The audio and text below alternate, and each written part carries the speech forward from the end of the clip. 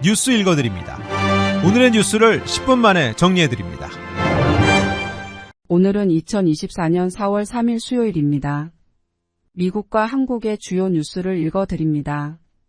오는 11월 5일 대통령 선거의 승패를 좌우할 주요 경합주 중 하나인 위스콘신주의 경선에서 조 바이든 대통령과 도널드 트럼프 전 대통령에 대한 양당 지지층 내부의 만만치 않은 거부감이 재확인됐습니다. AP통신에 따르면 위스콘신주 민주당 프라이머리에서 바이든 대통령은 99% 개표 상황에서 88.6%의 득표율을 기록했지만 지지 후보 없음이 8.4%에 달했습니다.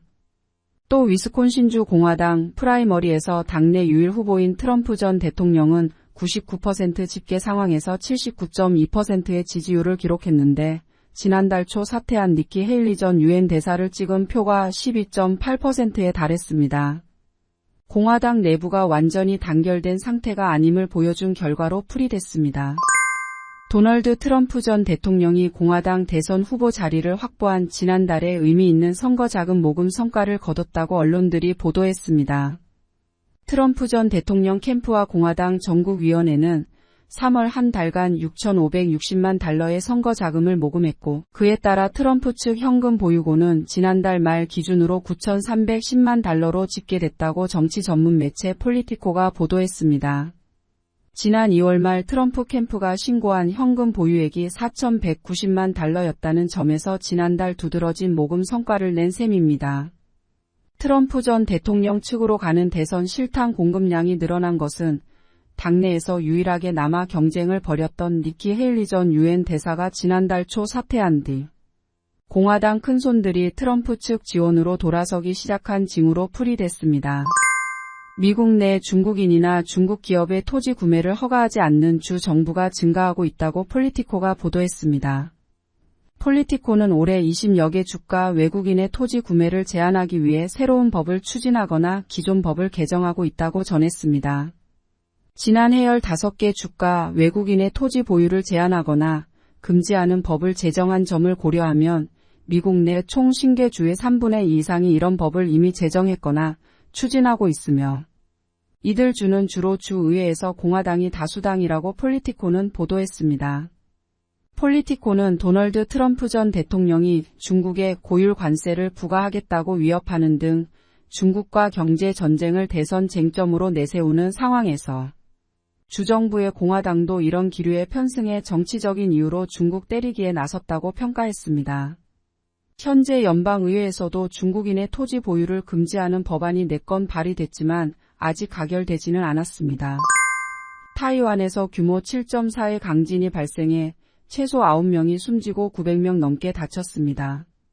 타이완 현지 시간 3일 오전 7시 58분 타이완 동부 화롄에서 남동쪽으로 7km 떨어진 지점에서 규모 7.4의 강진이 발생했습니다.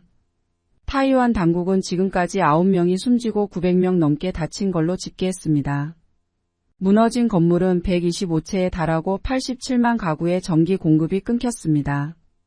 첫 지진 이후 규모 6 안팎의 여진도 이어지면서 추가 피해가 우려됩니다. 어제 지진은 타이완에선 지난 1999년 규모 7.6 강진 이후 25년 만에 최대 규모입니다. LA 한인타운 인근 윌셔 컨트리 클럽에서 LPGA 투어가 열립니다. 오는 4월 25일부터 28일까지 열리는 JM 이글 LA 챔피언십 대회는 LA에 기반을 둔 중국계 건축자재 기업 JM 이글사가 타이틀 스폰서합니다. 올해 디펜딩 챔피언은 호주의 한나 그린으로 2019년 챔피언 이민지 선수와 LA 출신 한인 선수인 안드레아 리 앨리슨 리 선수 등이 참여합니다. 특히 올해 대회는 총 상금을 375만 달러로 늘리면서 비메이저 대회로는 가장 큰 상금이 수여됩니다. 티켓은 웹사이트 jmiglLAchampionship.com에서 구입할 수 있습니다. 한국 뉴스입니다. 총선을 앞두고 여야가 현재 선거 판세를 분석 결과를 발표했습니다. 국민의힘은 전체 지역구 의석 254개 가운데 90석에서 100석을 우선 확보할 수 있을 거라고 예측했습니다. 여당 지도부는 전국 55곳이 초박빙이라며 야권이 200석을 가져가 개헌 저지선마저 뚫려선 안 된다고 지지를 호소했습니다. 민주당은 총선 판세를 비교적 낙관적으로 분석하고 있지만 아직 조심스러운 분위기도 감지됩니다.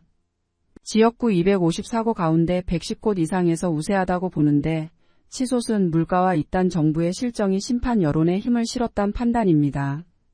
투표 당일까지 이 흐름이 유지될 거로 기대하지만 일부 인사들의 200석 발언이 오만한 태도로 보일 수 있는 만큼 경계령이 내려졌습니다. 여야 우세 지역을 제외한 40에서 50여 곳 정도는 여전히 접전 지역으로 남았습니다. 윤석열 대통령이 전공의들과의 대화를 제안한 지 사흘째가 됐지만 전공의들은 여전히 답을 내놓지 않고 있습니다. 대한의사협회도 이런 사실을 확인해 주면서 대통령의 대화 제안은 원칙적으로 환영할 일이라며 반겼습니다. 다만 정부가 교수 증원 절차를 예정대로 추진하는 사실을 예로 들며 대화의 진정성을 의심하기도 했습니다. 집단 사직을 주도한 전국 의대교수 비대위도 대통령의 대화 제안에 환영한다면서 무조건 만나자고 하면 진정성이 없다고 경계했습니다. 총선이 끝나고 난 뒤에 대화에 나서야 한다. 대화 형식으로는 생방송이 필요하다는 의견이 있는가 하면 더 많은 전공의가 대화에 참여해야 한다는 등 다양한 의견이 나오는 걸로 알려졌습니다.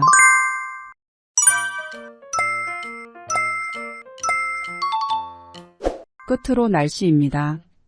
남부 캘리포니아 맑은 날씨 보이겠습니다. LA와 오렌지 카운티는 낮 최고 기온은 75도, 밤 최저 기온은 54도 예상됩니다. 밸리와 일랜드 엠파이어 지역 낮 최고 기온은 78도, 밤 최저 기온은 49도 전망됩니다. 해안가 지역은 낮 최고 기온 66도, 밤 최저 기온 49도 예상됩니다. 산간 지역 낮 최고 기온은 57도, 밤 최저 기온은 31도, 사막 지역은 낮 최고 기온은 77도, 밤 최저 기온은 44도 전망됩니다. 오늘의 뉴스 읽어드렸습니다. 고맙습니다.